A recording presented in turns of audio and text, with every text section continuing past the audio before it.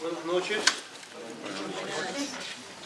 Ya llegamos a la última noche de nuestra semana y le pido a Dios que lo que hemos compartido juntos pues sea de bendición. Tenemos un pequeño cambio en esta noche. El tema que íbamos a tener mañana y correspondía para mañana es el que vamos a tener ahora. El que correspondía para ahora lo vamos a tener mañana. Me puse a analizar y creo que el tema de mañana que correspondía hoy es mejor para finalizar. Hay un texto en la Biblia que yo creo que si no lo saben todos, la mayoría se lo sabe de memoria, hasta donde está y todo lo que dice. Yo voy a mencionar el texto donde está, y los que sepan el texto quisieran que lo repitieran de memoria. ¿Está bien? Ok. Juan 3:16.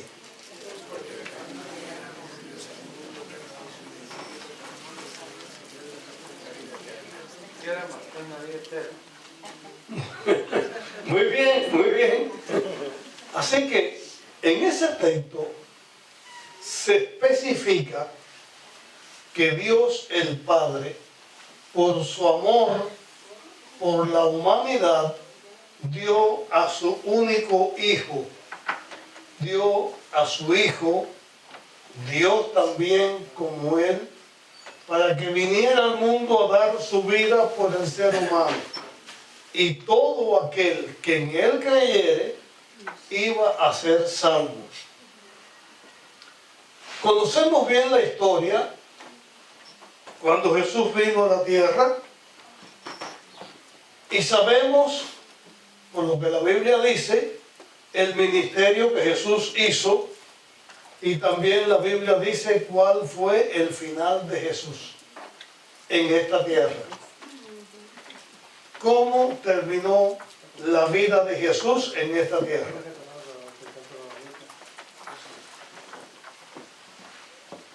¿Saben ustedes cómo terminó la vida de Jesús en esta tierra? En una cruz.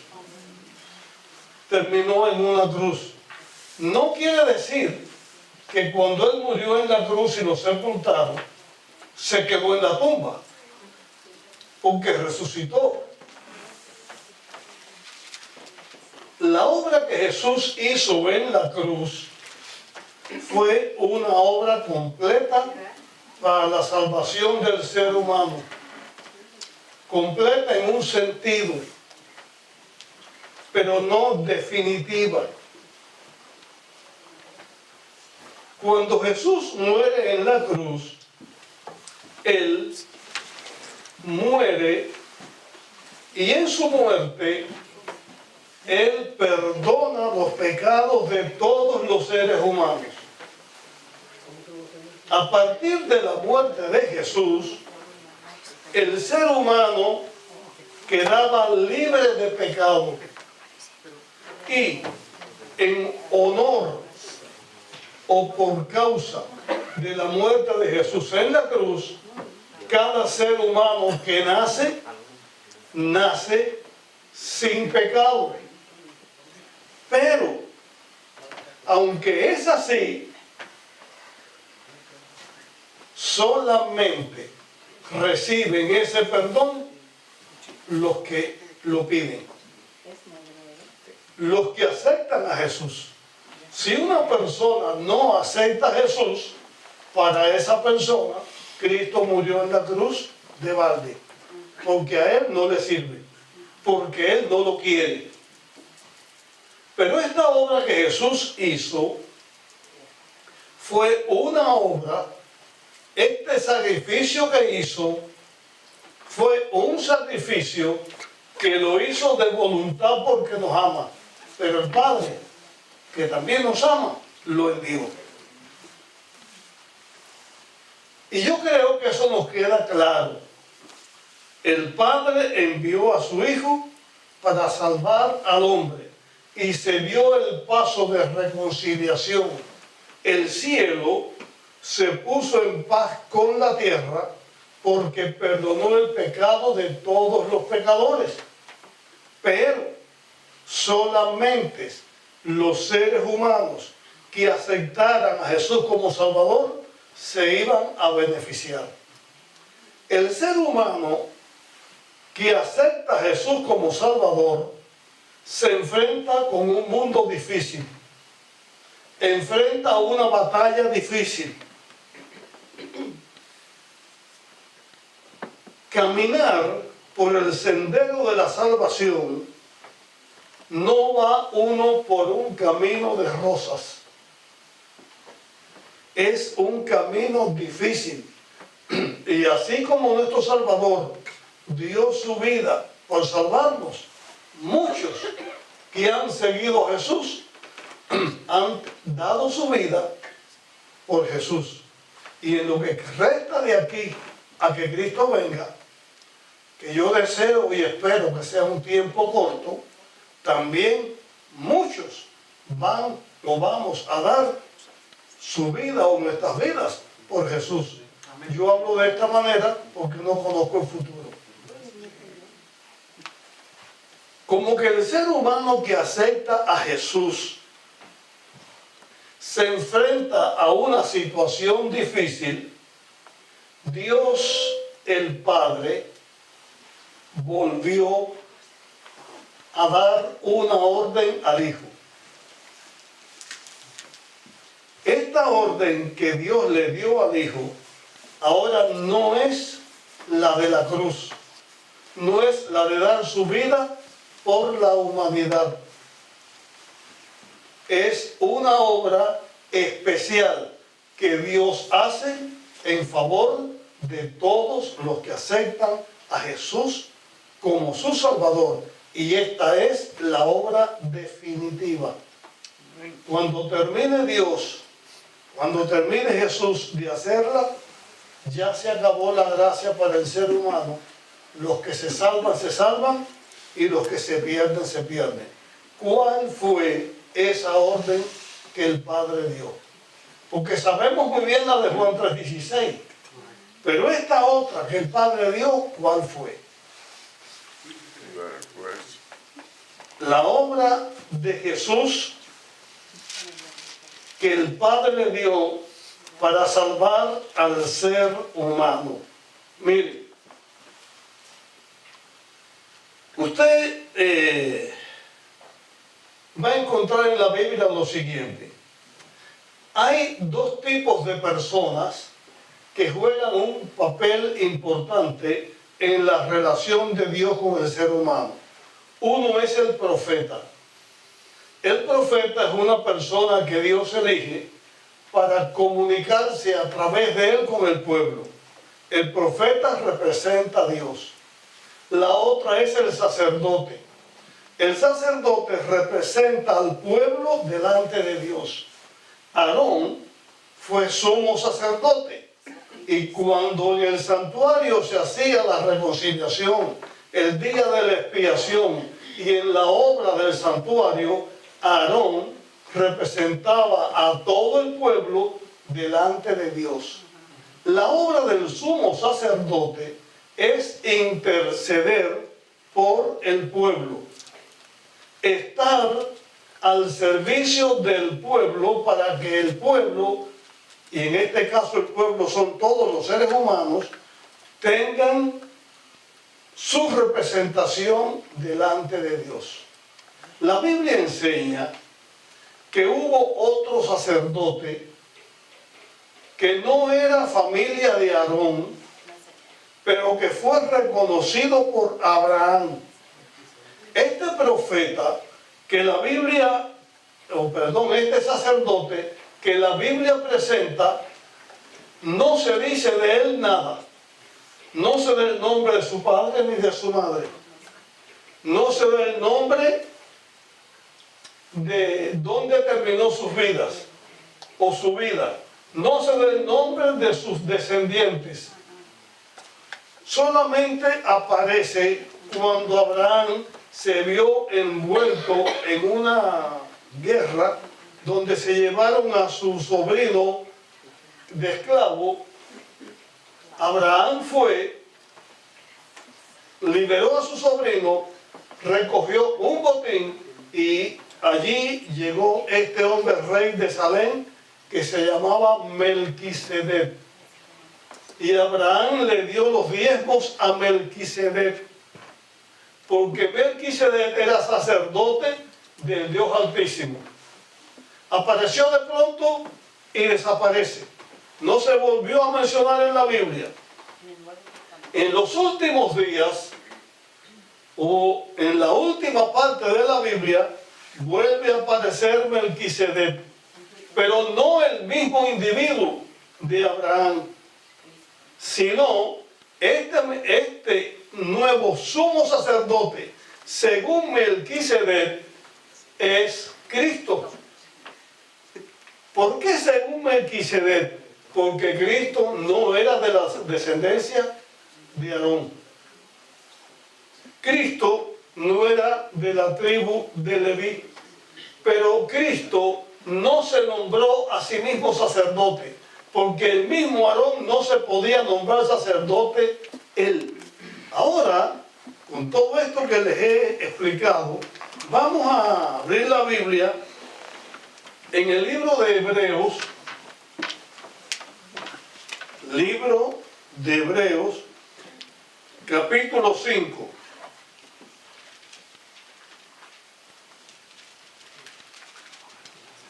Con respecto a la obra del sumo sacerdote, dice la Biblia en Hebreos 5:4, nadie toma para sí esa honra, sino el que es llamado por Dios como Aarón, como Dios llamó a Aarón. Versículo 5, tampoco Cristo se confirió a sí mismo la dignidad de ser sumo sacerdote. Cristo no se concedió a sí mismo. Él no dijo, ahora yo soy sumo sacerdote. No fue así. Dice la Biblia, tampoco Cristo se confirmó a sí mismo la dignidad de ser sumo sacerdote, sino que se la confirió, ¿quién? Dios. Y cuando Dios le confiere a Cristo la dignidad de ser sacerdote, dice unas palabras que mucha gente la toma equivocadamente. Cuando el Padre le confiere a Jesús ser sumo sacerdote, le dice de esta manera, tú eres mi hijo, yo te engendré hoy. Esta declaración, nosotros los seres humanos sabemos cómo se engendra el hijo, un hijo, porque Dios dio esa facultad al ser humano. Cuando tuve aquí la semana de oración que tuve anteriormente, esta fue la temática de familia. Ahí está explicado cómo fue en cuanto al ser humano y cómo fue como Dios hizo. Pero en este caso, esta declaración, tú eres mi hijo, yo te engendré hoy, pues algunas personas la toman en una forma muy, según ellos, muy clara. Cristo no es Dios. Dicen así, Cristo no es Dios, porque si hay un texto en la Biblia que dice, tú eres mi hijo, yo te engendré hoy, Cristo tiene entonces un inicio. Dios no tiene inicio, Dios es siempre. ¿Cómo entonces se va a decir de Cristo, tú eres mi hijo, yo te engendré hoy? Pues para algunas personas dicen Cristo fue creado por Dios. Y así enseñan y así creen muchas personas. ¿Y cómo es esto? ¿Qué significa que Dios le haya dicho a Cristo, tú eres mi hijo, yo te engendré hoy, hablando del sumo sacerdocio. Estamos en este tema por la siguiente razón. Esta semana estamos estudiando del Evangelio. El Evangelio tiene que ver con la obra de Dios de salvar al hombre. De eso hemos estado hablando durante toda la semana. Como parte del Evangelio, también es el propósito de Dios que Cristo viva siempre para interceder por nosotros. Miren, antes de seguir con la explicación de este texto que les acabo de mencionar, muchas gracias. Antes de seguir con esa explicación, yo quiero que ustedes vayan a Hebreos capítulo 4. Está pegadito ahí.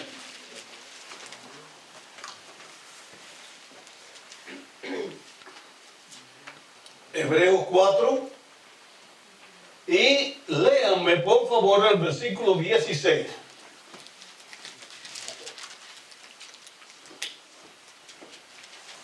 Hebreos 4, 16 dice, acerquémonos, pues, confiadamente al trono de la gracia, para alcanzar misericordia y hallar gracia para el oportuno. Así que, acerquémonos pues al trono de la gracia para hallar ayuda, hallar misericordia en un socorro oportuno o oportuno socorro. Esa obra del sumo sacerdote que Cristo hace a partir de un tiempo específico es una obra para que aquel que lo aceptó como Salvador tenga a dónde dirigirse para buscar una ayuda. Y esa ayuda es la que Dios le ofrece. Ahora vamos a buscar en la Biblia qué significa la expresión, tú eres mi hijo, yo te engendré hoy. La primera vez que esta declaración se encuentra en la Biblia es en el libro de Salmos. En el Salmo 2 está la primera ocasión en que estas palabras se dijeron. Y no se dijeron estas palabras para hablar de Jesús. Estas palabras se dijeron para hablar de alguien que fue un símbolo de Jesús, en cierta forma. Fue el rey David. Aquí viene un salmo que comienza a explicar cómo la gente de distintas naciones se unen para luchar contra Dios y se reúnen para luchar contra el pueblo de Dios, contra el representante de Dios que era David. Y dice allí,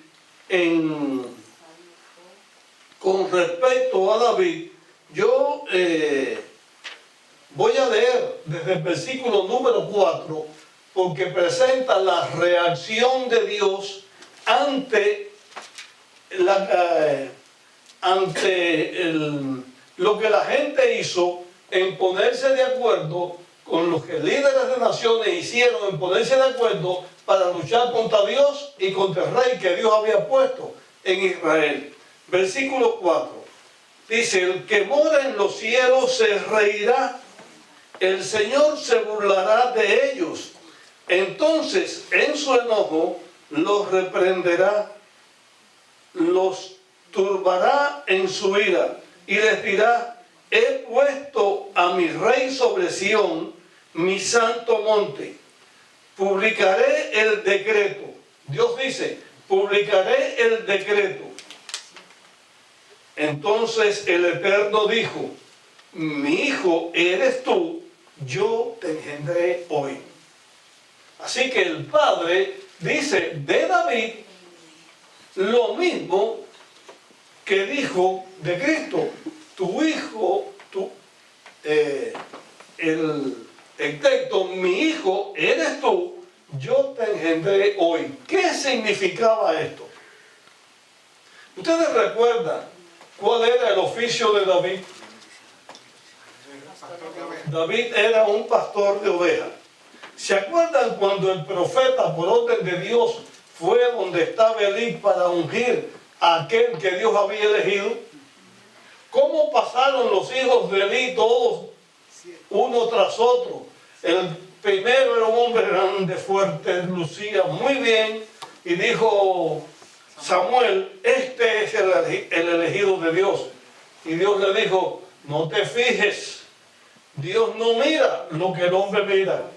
El hombre mira lo que está delante de sus ojos, Dios mira el corazón. Hasta que llegó David, y allí David fue ungido por rey. Hubo un cambio en David. De pastor de ovejas fue ungido para ser rey. David tenía una nueva obra que hacer. Tenía un nuevo comienzo. No es un nuevo comienzo porque él era otra cosa. Hubo un cambio en su vida.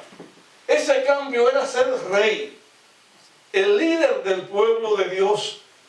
Para hacer ser rey, Dios le dijo a David, mi hijo eres tú, yo te engendré hoy. Tiene que ver con el cambio de posesión o cambio de labor que una persona va a hacer. Pero la Biblia también en otro lugar aplica esta declaración a otra cosa que sí tiene que ver con Jesús. Miren, en el libro de Hechos, capítulo 13, Hechos, capítulo 13 y versículo 33. Hechos 13, 33. Dice aquí la Biblia, Dios la ha cumplido en su Hijo, en los hijos de ellos.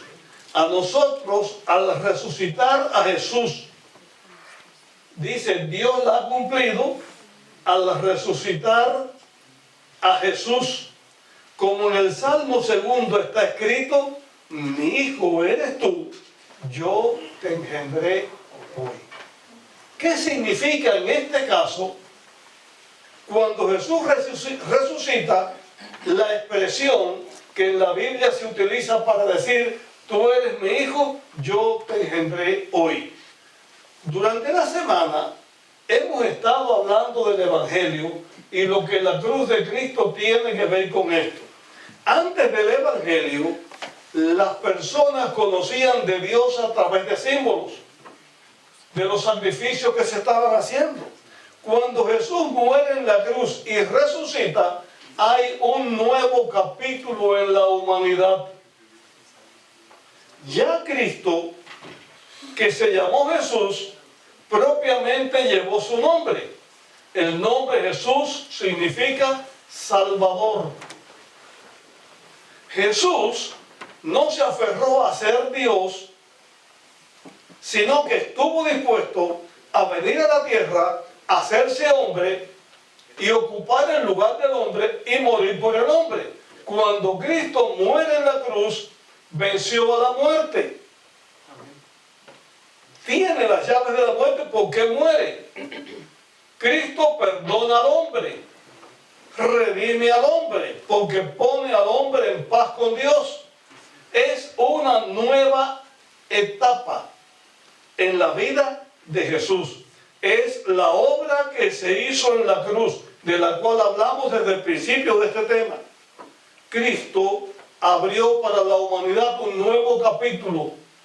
Tiene la humanidad un redentor. Amén. Tiene un salvador. Amén. Que ocupó su lugar.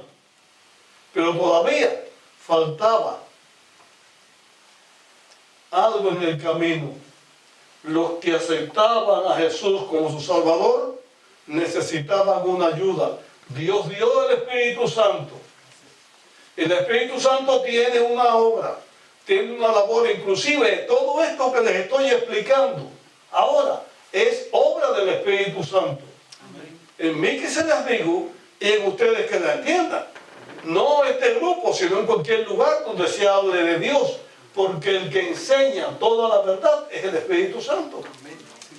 Esa es su obra. Pero Cristo tiene otra obra. La Biblia dice que cuando Cristo muere, hubo tumbas que se abrieron. Y cuando Cristo resucita, hubo personas que estaban muertas que resucitaron. Anduvieron por Jerusalén, algunos conocían a algunos, así que hubo gente de su tiempo. Yo a veces pienso que Juan el Bautista debía haber estado ahí. No sé quiénes fueron, la Biblia no lo dice, yo pienso. El caso es que cuando Cristo asciende al cielo, llevó representantes de esta tierra redimidos. En la Biblia, esta obra se representa en el pueblo de Israel como las primeras gavillas. Usted ve que el pueblo de Israel, las primeras ofrendas que hacía, era cuando se maduraban las semillas más rápidas, las recogían y eran las primeras gavillas que se utilizaban para decir que después venía una cosecha abundante. Ya en el cielo están esos redimidos, asegurando que Cristo viene a la cosecha mayor. Pero ahora hay una obra que hace falta que se haga. Y yo les voy a decir a ustedes en esta noche algo que desde ahora les voy a ir preparando la mente para lo que les voy a decir. ¿Creen ustedes que Dios, en este caso me refiero a Cristo, que es Dios, pueda perfeccionarse? Que haya algo que Él, siendo Dios, enfrentó, sucedió con Él, que lo hizo más perfecto. Siendo Dios perfecto. La salvación nuestra y el plan de la salvación es una cosa tan hermosa con lo que Dios hace por nosotros que uno se queda maravillado hasta dónde Dios llegó para salvarnos. Y eso fue en Cristo. Mire, vayan conmigo a la Biblia otra vez a Hebreos capítulo 5. Y ahora aquí vamos a ver algunas cosas sobre Jesús. Antes de ir al texto, yo voy a preguntar a los que están aquí que lo saben.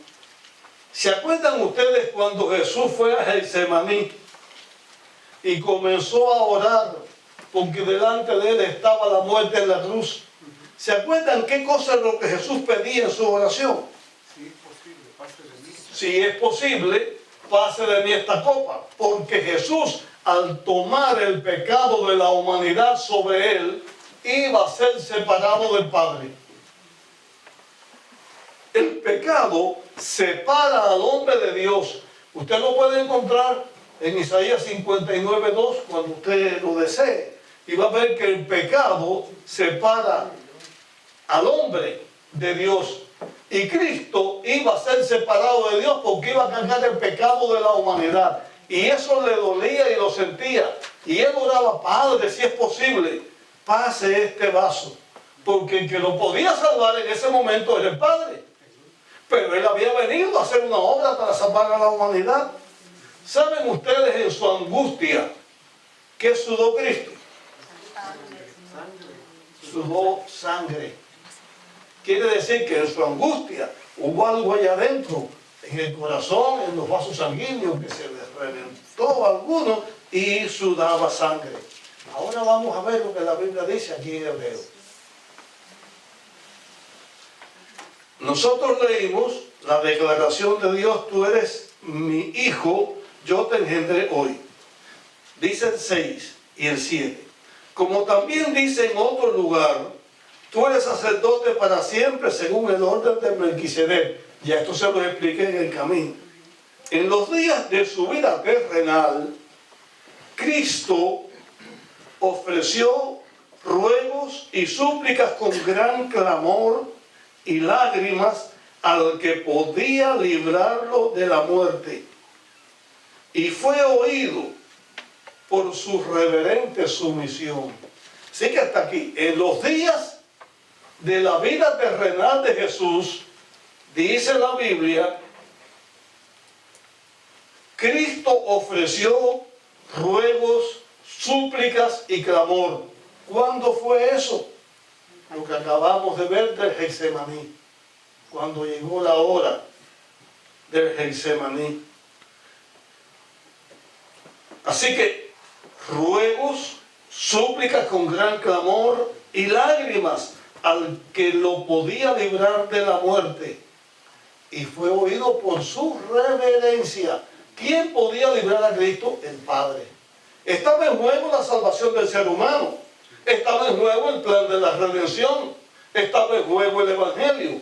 Cristo, ante esa situación, hace esto, clama, ruega, llora y clama al Padre. Y fue oído, la Biblia enseña que un ángel vino a aliviar el dolor de Cristo. Me perdonan que yo me pase 2 o 3 minutos, quiero explicarles algo. Miren, en el Getsemaní, el diablo se le presenta otra vez a Cristo para tentarlo. En la primera tentación que está en la Biblia, cuando Satanás se le presenta, le dice que convierte estas piedras en pan. Jesús podía hacerlo porque él es Dios, pero no lo hizo. No va a satisfacer a Satanás. Lo lleva al templo, lo pone arriba y dice, lánzate, que Dios dijo que mandará a sus ángeles que te cuiden. Jesús tampoco cayó, y después Lucifer lo lleva a un monte alto y le ofrece todos los reinos del mundo. Solamente Cristo tenía que hacer una reverencia, que significa valoración. Para estas tentaciones Cristo usó las Escrituras. En cada una de ellas dijo, escrito está. Pero ahora aquí en Getsemaní, Cristo enfrentó otra tentación. El diablo vino a tentarlo. Cuando él estaba en oración, el diablo vino a tentarlo y le dijo, ¿por qué tú te vas a sacrificar? Saca la cuenta de lo que tú vas a hacer. Vas a ocupar el lugar de las personas. ¿No te das cuenta que todos te han rechazado? Y era verdad que lo habían rechazado. ¿No te das cuenta de lo que pasa? No tienes uno contigo que te vendió. Judas, que vendió a Cristo, porque el diablo empuja a la gente a que haga las cosas y después lo desenmascara. Y le dijo, y no hay otro que te va a negar. ¿Ustedes se acuerdan que Cristo le dijo a Pedro, ¿me vas a negar? Estoy llorando por ti. Y Pedro le dijo, no, yo, Señor, no quiero otro, no. Sí, pero yo no. Confiaba en él. Y le ponía eso. Tú has estado aquí, has hecho tu obra. Nadie puede negar lo que has hecho. Y mira el resultado. Cuando cargues el pecado de la humanidad, todos te van a rechazar. Y no vas a salir, te vas a perder. ¿Qué sacrificio estás haciendo? Ustedes saben qué fue lo que Jesús usó para hacer el sacrificio y someterse a la voluntad del Padre y de Él también para salvar al ser humano. El amor. El amor por nosotros. Por eso la Biblia tiene un texto que dice, y vio el fruto de su sacrificio y se alegró su corazón, porque todos nosotros somos fruto del sacrificio de Jesús. Amén. Si Él no hubiera muerto, ¿dónde estaríamos? Cristo pedía así a Dios. Vamos a seguir leyendo. Versículo 8, hablando de Cristo. Aunque era hijo, por lo que padeció, aprendió obediencia. ¿De quién era hijo Cristo? De Dios. Es Dios el Hijo. Pero Jesús vino a esta tierra a padecer por el ser humano y aprendió una cosa: obediencia. Usted póngase a pensar, Dios, ¿a quién obedecía? Dios, que es el creador de todo, ¿a quién tenía que obedecer? Si Él era el supremo de los supremos. Nadie tiene la facultad de que Dios tenga que obedecerle. Cristo, que es Dios, vino a la tierra y aprendió a obedecer al Padre. Siempre estuvo en armonía con el Padre. Siempre entre ellos había armonía, aunque Cristo es Dios igual, tiene el mismo poder igual que el Espíritu Santo. En el cielo, el Padre es el primero. Cristo decía: el Padre mayor es que yo. Y la Biblia enseña eso. Pero aquí Cristo aprendió cuando vino a dar su vida por nosotros. Y ahora viene aquí la palabra de la cual yo les hablé hace un ratico. En el versículo 9 comienza diciendo: y perfeccionado. ¿De quién se está hablando aquí? Se está hablando de Cristo. ¿Y qué palabra se usó? Y perfeccionado. ¿Dónde Cristo fue perfeccionado? Había algo que Dios no había experimentado. Dios había experimentado ser Dios y ser el creador. Había creado todo. Tenía un plan para salvar al que pecara. Ese plan significaba que el mismo Dios vendría a dar su vida para salvar al pecador que se arrepintiera. El Evangelio es para los pecadores, pero pecadores que se arrepienten de su pecado son los que se van a salvar. Cristo, en su experiencia, fue perfeccionado porque llevó la obra de la redención hasta el último. Hasta lo último. Ocupó nuestro lugar. Y Cristo, que es Dios, también era hombre cuando nació para venir a morir por nosotros. Pero lo grande no es que Cristo sea Dios y se haya hecho un hombre. Lo grande es que Cristo es Dios y fue al cielo y todavía conserva el cuerpo humano. Cristo es Dios y a la vez es hombre. Es nuestro representante en el cielo. Amén.